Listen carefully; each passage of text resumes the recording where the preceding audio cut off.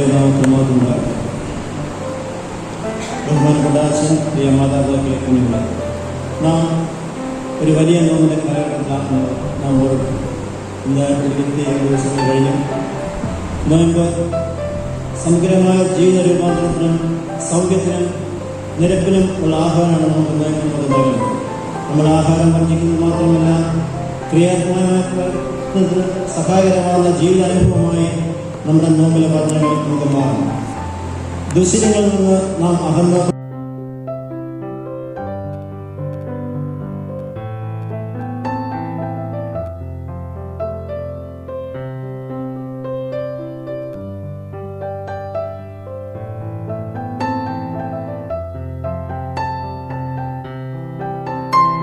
പിടിച്ചിരിക്കാൻ സാധിക്കുകയുള്ളൂ. ക്രിസ്തുവിൻ്റെ നല്ല ശിഷ്യന്മാരായി തീരുവാൻ പരിശീലകരായി ഈ നോമ്പുകാലം നമുക്ക് ഇടയാകണം. ഉയർത്തെഴുന്നേറ്റ യേശുവിൽ നിന്നും ശക്തി ഉൾക്കൊണ്ടുകൊണ്ട് ദിനംതോറും മുന്നോട്ട് പോകാൻ, ഈ കാലഘട്ടത്തിൻ്റെ വെല്ലുവിളികളെ ധൈര്യത്തോടെ നേരിടുവാൻ ഈ നോമ്പുകാലം നമുക്ക് സാധിക്കണം. നമ്മുടെ മാർത്തോമാ സഭ 5 നോമ്പാണ് നമ്മൾ ആചരിക്കുന്നത്.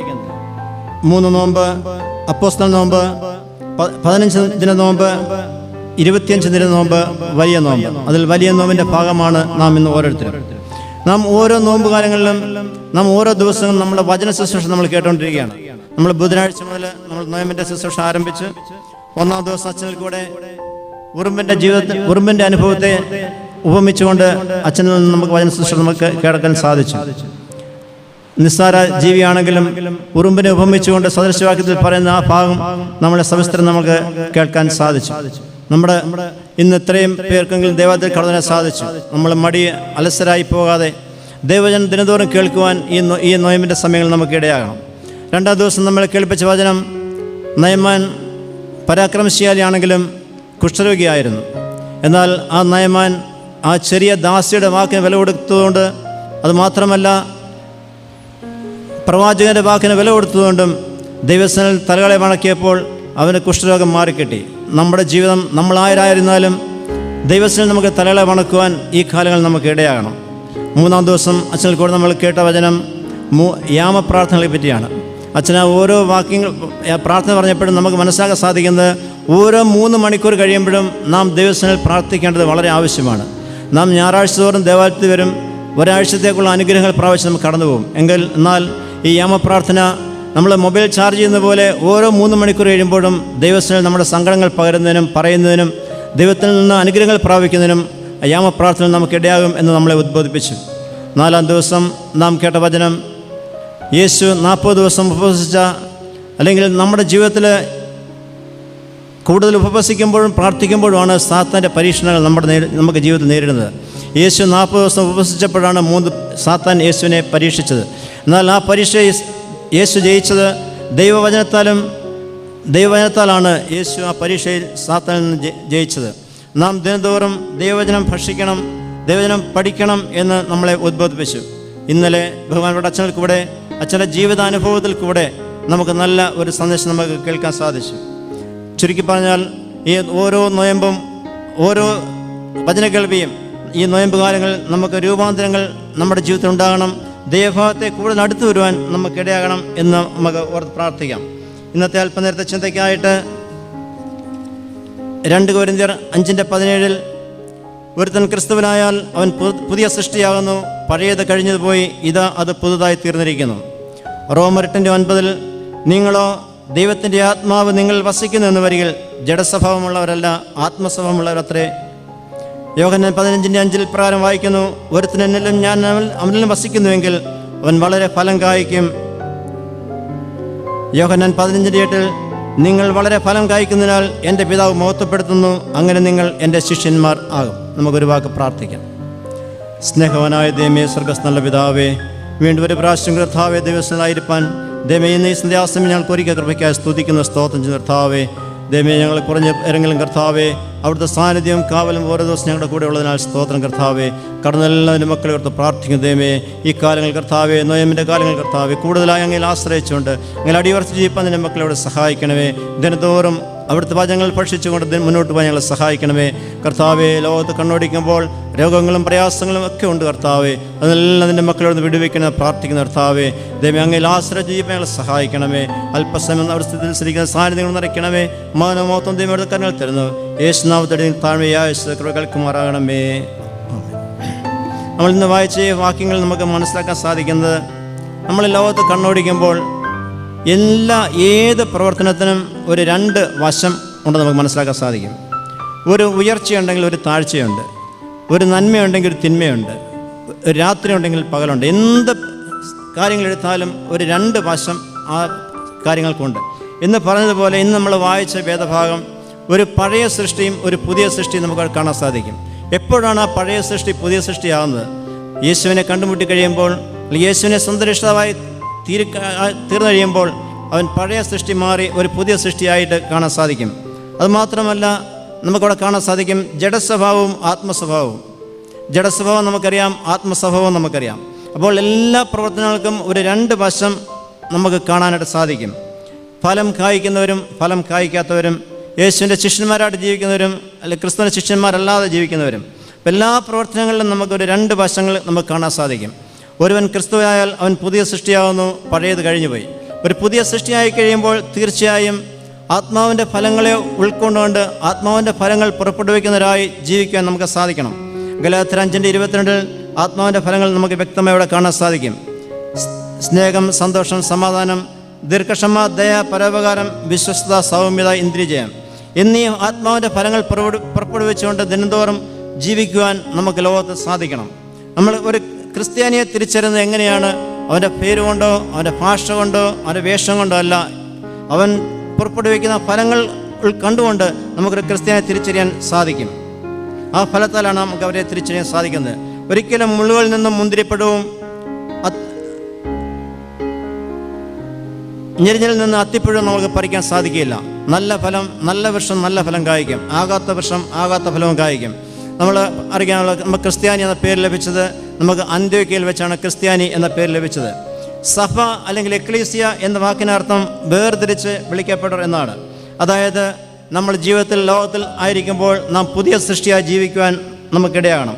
ലോകത്തിന് അടിമപ്പെട്ടവരായി ജീവിക്കാതെ, ലോകക്കാരെ പോലെ ജീവിക്കാതെ ലോകത്തിന് പ്രകാശമായി ജീവിപ്പാൻ ഈ നോമ്പുകാലം നമുക്കിടയാകേണ്ടത് വളരെ ആവശ്യമാണ്. ദൈവം നമ്മെ സൃഷ്ടിച്ചു, പാപം നമ്മെ വിരൂപമാക്കി, ക്രിസ്തു നമ്മെ രൂപാന്തരപ്പെടുത്തുന്നു എന്ന ചിന്ത നമ്മുടെ ഓരോരുത്തർക്കും നമുക്കുണ്ടായിരിക്കണം. ഈ വേദഭാഗം നമ്മൾ പഠിക്കുമ്പോൾ നമ്മുടെ ജീവിതത്തിൽ അറിഞ്ഞിരിക്കേണ്ട 1-2 കാര്യങ്ങൾ മാത്രം പറഞ്ഞുകൊണ്ട് ഞാൻ ഈ വേദഭാഗത്ത് നിന്ന് ഇരുന്നു കൊള്ളാം. ഒന്ന്, ചില കാര്യങ്ങളിൽ നാം വേർപെട്ടവരായി ജീവിക്കേണ്ടത് നമുക്ക് വളരെ ആവശ്യമാണ്.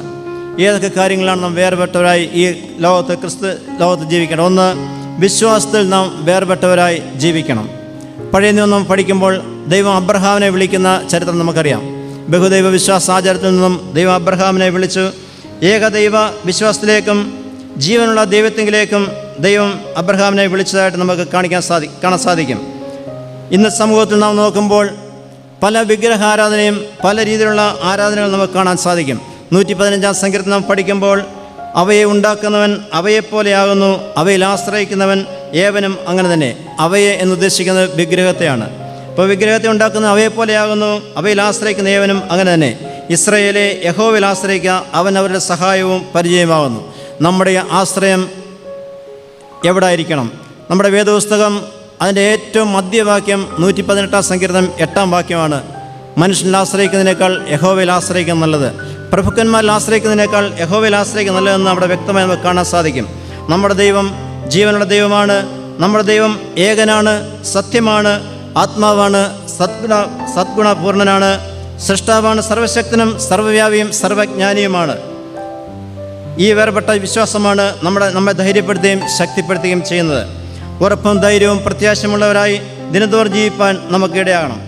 എന്നാൽ ഈ വേർപെട്ട ജീവിതം നയിക്കുന്ന നമുക്ക് നമ്മുടെ ജീവിതത്തിൽ കഷ്ടതകളില്ലേ, പ്രയാസങ്ങളില്ലേ, രോഗങ്ങളില്ലേ, എല്ലാം ഉണ്ട്. എന്നാൽ ഒരു വിശ്വാസിക്ക് എൻ്റെ കഷ്ടതയിൽ എല്ലാം ദൈവം എന്നെ വിശ്വസിക്കുന്നു എന്ന ചിഹ്നമാണ് നമുക്ക് ഓർക്കാൻ സാധിക്കുന്നത്. നമ്മുടെ കഷ്ടതയിലും ദൈവം നമ്മളെ വിശ്വസിക്കുന്നു എന്നതിൻ്റെ ചിഹ്നങ്ങളാണ് നമ്മുടെ ജീവിതത്തിൽ നമുക്ക് ഓർക്കാൻ സാധിക്കുന്നത്. 27 സങ്കീർത്തനം 1-ാം വാക്യം, യഹോവ എൻ്റെ വെളിച്ചവും എൻ്റെ രക്ഷയും എൻ്റെ കോട്ടയും, യഹോവ എൻ്റെ ജീവൻ്റെ ബലം എന്ന് പറയാൻ തക്കൊണ്ട് നമുക്ക് ഈ നോയമ്പുകൾ സാധിക്കണം. ഒരു വേർപെട്ട ജീവിതം നയിപ്പാൻ ഈ നോയമ്പുകാലം നമുക്ക് വിശ്വാസ ജീവിതത്തിൽ നമുക്കിടയാകട്ടെ. രണ്ടാമതായി നമുക്കിവിടെ കാണാൻ സാധിക്കും, ജീവിതത്തിൽ ഒരു വേർപെട്ട ജീവിതം നയിക്കുന്നതിന് നമുക്കായിരിക്കേണ്ടത് നമ്മുടെ ജീവിതത്തിലെ രണ്ട് ഭാഗങ്ങളാണ്. ഒന്ന് നമ്മുടെ പ്രതികരണവും, രണ്ട് നമ്മുടെ പ്രവർത്തനവും. ഒന്ന്, വിശ്വാസത്തിൽ നാം വേർപെട്ടവരായി ക്രിസ്തീയ ഗോളത്തിൽ ജീവിക്കണം. രണ്ട്, ജീവിതത്തിൽ നാം വേർപെട്ടവരായി ജീവിക്കണം. ക്രിസ്തീയ ഗോളത്തിലായിരിക്കുമ്പോൾ നമ്മുടെ പ്രതികരണം, നമ്മുടെ പ്രവർത്തനം എപ്രകാരമായിരിക്കണം? ജീവിതത്തിലെ ഏറ്റവും വലിയ ഒരളവുകളാണ് നമ്മുടെ പ്രതികരണം. എന്താണ് പ്രതികരണം? നമുക്കതിനെ പല രീതിയിൽ നമുക്ക് ചിന്തിക്കാം. ഇപ്പം നമ്മളൊരാളെ കണ്ടു, നമ്മളെ ഒരാൾ തിരിഞ്ഞ് നമ്മളൊന്ന് ചിരിച്ചു, അല്ലെങ്കിൽ ഒരു ഹായ് പറഞ്ഞു, നമ്മളൊന്നും അനങ്ങുന്നില്ല, മിണ്ടുന്നില്ല എങ്കിൽ അവർ നമ്മളെ എങ്ങനെ വിലയിരുത്തും? എപ്രകാരമായിരിക്കണം നമ്മുടെ പ്രതികരണം? നമ്മളൊന്നും മിണ്ടിയില്ലെങ്കിൽ അവർ നമ്മളെ മനസ്സിലാക്കും ആ രീതിയിലാണ്. എന്നാൽ ഒരു ക്രിസ്ത്യാനി ആയിരിക്കുമ്പോൾ, ഒരു ക്രിസ്തുവിൻ്റെ ആത്മാവ് നമ്മൾ ഉള്ളപ്പോൾ, അല്ലെങ്കിൽ പരിശുദ്ധാത്മാവിൻ്റെ ഫലങ്ങൾ പുറപ്പെടുവിക്കുന്ന വ്യക്തി എപ്പോഴും ക്രിസ്തുഭാവം ഉള്ളവരായി, ഫിലിപ്പ് 2:5 പ്രകാരം പറയുന്നു, ക്രിസ്തുവിലുള്ള ഭാവം തന്നെ നിങ്ങളിലും ഉണ്ടായിരിക്കട്ടെ.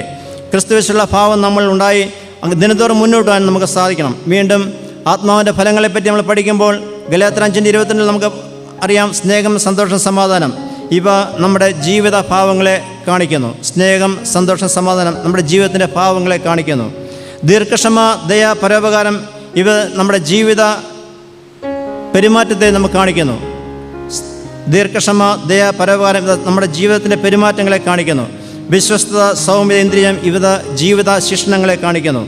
ഈ ഭാവങ്ങൾ, ഈ പരിശുദ്ധാത്മ ഭാവങ്ങൾ നമ്മുടെ ജീവിതത്തിൽ ഉണ്ടെങ്കിൽ തീർച്ചയായും നമ്മുടെ പ്രതികരണം മറ്റുള്ളവർക്ക് ഹിതമായും ഇമ്പമായും സന്തോഷകരമായി തീരുന്നതിൽ നമുക്ക് ജീവിക്കാൻ സാധിക്കും. ഇപ്രകാരം ഒരു പ്രാർത്ഥനയുണ്ട്. അസിസിയിലെ വിശുദ്ധനായ ഫ്രാൻസിസിൻ്റെ പ്രാർത്ഥന ഇപ്രകാരമാണ്: കർത്താവെ, എന്നെ നിൻ്റെ സമാധാനത്തിൻ്റെ ഒരു ഉപകരണമാക്കി തീർക്കണമേ. എവിടെ വിദ്വേഷമുണ്ടോ അവിടെ സ്നേഹം, എവിടെ മുറിപ്പെടുത്തലുണ്ടോ അവിടെ ക്ഷമ, എവിടെ സംശയമുണ്ടോ അവിടെ വിശ്വാസം, എവിടെ ദുഃഖമുണ്ടോ അവിടെ സന്തോഷം വിതയ്ക്കാൻ എനിക്ക് സാധ്യമാകണമേ. നമ്മുടെ ഓരോ പ്രവൃത്തിയും ഓരോ പ്രതികരണവും എപ്രകാരമാണ്? ഒരു വിഷയം നമ്മുടെ കയ്യിൽ കിട്ടിയാൽ അതിനെ നമ്മൾ ഊതി വീർപ്പിച്ച് പല രീതിയിലെ പ്രശ്നങ്ങളെ ഉണ്ടാക്കാൻ നമുക്ക് സാധിക്കും. എന്നാൽ ഈ വിശുദ്ധനാസിസിനെ പോലെ മറ്റുള്ളവർക്ക് വേണ്ടി പ്രാർത്ഥിക്കുവാൻ, മറ്റുള്ളവർക്ക് വേണ്ടി നന്മ കിട്ടത്തക്കയിൽ പ്രതികരിക്കുവാൻ നമുക്ക് കഴിയണം. പ്രശ്നങ്ങളെ ആളിക്കത്തിക്കുവാനല്ല, പ്രശ്നങ്ങളെ ക്ഷമയോടെ സ്നേഹത്തിലൂടെ കാണുവാൻ, പരിഹരിക്കുവാൻ നമുക്ക് നമ്മുടെ ജീവിതത്തിൽ ഈ നോമ്പ് കാലങ്ങളിൽ നമുക്ക് ഇടയാകണം. രണ്ടാമത് നമുക്കിവിടെ കാണാൻ സാധിക്കും, പ്രതികരണം മാത്രമല്ല നമ്മുടെ പ്രാർത്ഥനയും പ്രവർത്തനവും. യാക്കോബ് അപ്പോസ്തലൻ പറയുന്നുണ്ട്, പ്രവൃത്തിയില്ലാത്ത വിശ്വാസം നിർജ്ജയമാണ്. നമ്മുടെ ജീവിതത്തിൽ പ്രവൃത്തിയോടൊപ്പം തന്നെ പ്രാർത്ഥനയും വേണം, പ്രാർത്ഥനയോടൊപ്പം പ്രവൃത്തിയും വേണം. രണ്ടും ഒരുപോലെ പോയെങ്കിൽ മാത്രമേ ക്രിസ്തീയ ജീവിതത്തിൽ നമുക്ക് വിജയിക്കാൻ സാധിക്കത്തുള്ളൂ. മനുഷ്യപുത്രൻ ചെയ്യിപ്പാനല്ല, ശുശ്രൂഷിപ്പാനും അനേകർക്ക് വേണ്ടി തൻ്റെ ജീവനെ മറുവിലയായി കൊടുപ്പാനും അത്രേ വന്നത്. യേശു വന്നത് യേശുവിനെ മാത്രം ഒരു ജോലിക്ക് വേണ്ടിയല്ല, അനേകർക്ക് വേണ്ടി തൻ്റെ ജീവനെ കൊടുക്കുന്നതിന് വേണ്ടി ആണ് യേശു വന്നത്. മറ്റുള്ളവർക്ക് വേണ്ടി കരുതുന്നതിനും, മറ്റുള്ളവരെ സഹായിക്കുന്നതിനും, രോഗസൗഖ്യത്തിനും, മറ്റുള്ളവരെ ശുശ്രൂഷിപ്പാനുമാണ് യേശു വന്നതെന്നും നമുക്കിവിടെ മനസ്സിലാക്കാൻ സാധിക്കും. ഭൂലോകത്തിലൊക്കെയും പോയി സകല സൃഷ്ടികളെയും സുവിശേഷം പ്രസംഗിക്കുക ശിഷ്യന്മാരോടും യേശു പറഞ്ഞതാണ്. അപ്പോൾ മറ്റുള്ളവർക്ക് വേണ്ടി കരുതുന്നതിനും, മറ്റുള്ളവരെ സഹായിക്കുന്നതിനും, അങ്ങനെയുള്ള പ്രവർത്തനങ്ങളിൽ ഈ സുവിശേഷ പേരിൽ നാം ആയിരിക്കണം. സുവിശേഷ ഘോഷണത്തിലും ത്യാഗപൂർവമായ സേവനത്തിലും ദാനത്തിലും വർദ്ധിച്ചു വരാൻ നമുക്കിടയാകണം. ഞാൻ ഇന്ന് ക്രിസ്തീയ നാമം ധരിച്ച്, ഇന്ന് ക്രിസ്തീയ നാമം പല രീതിയിൽ സാമ്പത്തികമായി പണം ഉണ്ടാക്കുന്ന ഒരു മേഖലയാണ്. എന്നാൽ അതിന് പോകാതെ ദൈവിക രാജ്യത്തിന് ഉതകത്തക്ക രീതിയിൽ, ദൈവിക രാജ്യത്തിന് ദൈവത്തിന് ഇഷ്ടപ്പെടുന്ന രീതിയിൽ നമ്മുടെ ജീവിതം ക്രമപ്പെടുത്തുവാൻ നമുക്ക് സാധിക്കണം. നമ്മുടെ പ്രതികരണവും നമ്മുടെ പ്രവർത്തനവും ക്രിസ്തു സ്വഭാവത്തിന് ഇഷ്ടമുള്ളതായി തീരത്തക്ക രീതിയിൽ നമ്മുടെ ജീവിതം നമുക്ക് രൂപാന്തരപ്പെടുത്താൻ സാധിക്കണം. നമ്മുടെ ക്രിസ്തീയ ജീവിതം വിശ്വാസത്തിൽ വേർപെട്ട ജീവിതവും ജീവിതത്തിൽ വേർപെട്ട ജീവിതമായി തീരുകയും പ്രവൃത്തിയും പ്രതികരണവും മറ്റുള്ളവർക്ക് ഹിതമായത്തക്ക രീതിയിൽ തീരുവാൻ നമുക്കിടയാകട്ടെ. മറ്റുള്ളവർക്ക് രുചി വരുത്തുന്നതാണോ നമ്മുടെ പ്രവർത്തനം? നമ്മുടെ സേവനം എപ്രകാരമാണ്? ഈ നോമ്പുകാലം സമൂഹത്തിനും കുടുംബത്തിനും കൊള്ളാവുന്നവരായി ജീവിപ്പാൻ ഈ നോമ്പ് നമുക്ക് ഓരോരുത്തർക്കും ഇടയാകട്ടെ എന്ന് പ്രാർത്ഥിച്ചുകൊണ്ട് ഞാൻ എൻ്റെ വചനത്തിൽ നിരുന്നുകൊള്ളുന്നു. നമുക്കൊരു വാക്ക് പ്രാർത്ഥിക്കാം. നല്ല ഇടയനായ ദൈവമേ, സ്വർഗ്ഗസ്ഥ നല്ല പിതാവേ, വീണ്ടും കർത്താവെ, അങ്ങയുടെ സന്നിധികൾക്ക് ഒന്നിച്ചായിരിക്കാൻ ദൈവം അവസ്ഥനെ സ്തുതിക്കുന്നു. കർത്താവെ, ഒരു നോമ്പുകാലം ദൈവമേ ഞങ്ങൾക്ക് പുറമോട്ട് ചിന്തിക്കുവാൻ ഞങ്ങൾ എങ്ങനെ ആയിരുന്നു, എപ്രകാരമായിരുന്നു കർത്താവെ ഞങ്ങളുടെ ജീവിതം കർത്താവെ, ഞങ്ങളുടെ സമൂഹത്തിലായിരിക്കുമ്പോൾ മാതൃകളുടെ ജീവിതമാണോ ഞങ്ങൾ നയിച്ചതെന്ന് ഓർക്കുവാൻ കർത്താവെ ഞങ്ങൾക്ക് ഇടയാക്കണേ പ്രാർത്ഥിക്കുന്നു. കർത്താവെ, അടികളായിരിക്കുമ്പോൾ വിശ്വാസത്തിൽ വേർപെട്ട ജീവിതം നയിപ്പാൻ ഞങ്ങളെ സഹായിക്കണമേ. കർത്താവെ, വേർപെട്ട ജീവിതം ഉദ്ദേശിക്കുന്ന സമൂഹത്തിനും ദൈവമേ ഇടവയ്ക്കും കൊള്ളാവുന്നവരായി ലോകത്തിൽ ദൈവമേ പ്രകാശം പരത്തരായി ജീവിപ്പാൻ തൊക്കെ ഞങ്ങൾ ഇടയാക്കണമെന്ന് പ്രാർത്ഥിക്കും. കർത്താവെ, സ്തോത്രം ചെയ്യാം. ദൈവമേ, സമൂഹത്തിലായിരിക്കുമ്പോൾ ഞങ്ങളുടെ പ്രവർത്തനവും പ്രതികരണം എപ്രകാരമാണ് കർത്താവെ. ദൈവമേ, ഞങ്ങളുടെ പ്രതികരണം കണ്ട് മറ്റുള്ളവർ ഓടി കളിക്കുവാനല്ല കർത്താവെ, ദൈവഭാഗത്തേക്ക് കടന്നു വരുവാൻ തൊക്കണം ദൈവമേ ഈ കാലങ്ങളിൽ ഇടയാക്കണമെന്നൊക്കെ പ്രാർത്ഥിക്കും. കർത്താവെ, അനുഗ്രഹത്തിന് മുഖാന്തരമാക്കി തീർക്കണമേ. നമ്മുടെ ജീവിതം മറ്റുള്ളവർക്ക് ദൈവമേ പ്രകാശപൂർണ്ണമായി തീരുവാൻ തൊക്കെ സഹായിക്കണം പ്രാർത്ഥിക്കുന്നു. കർത്താവെ, ദൈവമേ കടന്ന് എല്ലാവരും ഓർത്ത് പ്രാർത്ഥിക്കുന്നു. ദൈവമേ, സ്തോത്രം ചെയ്യാം. ഈ കാലം കർത്താവെ ഒരു ഉണർവിൻ്റെ കൂട്ടായ്മയായി തീരുവാൻ തൊക്കെ ദൈവമേ ഇടയാക്കണമേ. കർത്താവ്, ഓരോ ദിവസവും അങ്ങയിൽ ആശ്രയം ജീവിക്കാൻ ഞങ്ങളെ സഹായിക്കണമേ. അനർത്ഥങ്ങളിൽ നിന്നും ആപത്തുകളിൽ നിന്നെല്ലാം ഞങ്ങളെ വിടുവെക്കുന്ന കർത്താവെ. ദൈവമേ, ലോകത്ത് പ്രതികൂലങ്ങളുണ്ട്, രോഗങ്ങളുണ്ട് കർത്താവെ, പ്രയാസങ്ങളുണ്ട് ദൈവം, അതിനെല്ലാം കർത്താവെ വിടുവെച്ച് ജീവിക്കാൻ ഞങ്ങളെ സഹായിക്കണം പ്രാർത്ഥിക്കുന്നു. കർത്താവെ, അടികൾ നേരുന്ന അച്ഛനെ കുടുംബമായിട്ട് പ്രാർത്ഥിക്കുന്നു. ദൈവമേ, കഴിഞ്ഞ 3 വർഷക്കാലം കർത്താവെ ഞങ്ങളുടെ ആയിരിക്കാൻ ദൈവം സഹായിച്ചല്ലോ. നല്ല ആലോചന, നല്ല നേതൃത്വത്തിനായി സ്തോത്രം കർത്താവെ. നല്ല വചന ശുശ്രൂഷയ്ക്കായി സ്തുതിക്കുന്നു കർത്താവെ. ദൈവമേ, വീണ്ടും കർത്താവെ നിന്റെ മോനെ അവിടെ നിന്ന് ബലപ്പെടുത്തുന്ന ശക്തിനെ പ്രാർത്ഥിക്കുന്നു കർത്താവെ. ഇന്ന് കടന്ന് എല്ലാവരും ഓർത്ത് പ്രാർത്ഥിക്കുന്നു. ദൈവമേ, കടന്നു വരാനുള്ളവരെയും കർത്താവിൻ്റെ കൃപയിൽ അവിടെ സൂക്ഷിക്കണം പ്രാർത്ഥിക്കുന്നു കർത്താവെ. ദൈവമേ, ഇന്നത്തെ ആദ്യ ദിവസം സാന്നിധ്യം നിറച്ചതിനായി സ്തോത്രം. മാനം മൊത്തം ഇവിടുത്തെ കരങ്ങൾ തിരഞ്ഞേശുന്ന തഴ്മയായ കൃപകൾക്ക് മാറാകണമേ. ആമേൻ.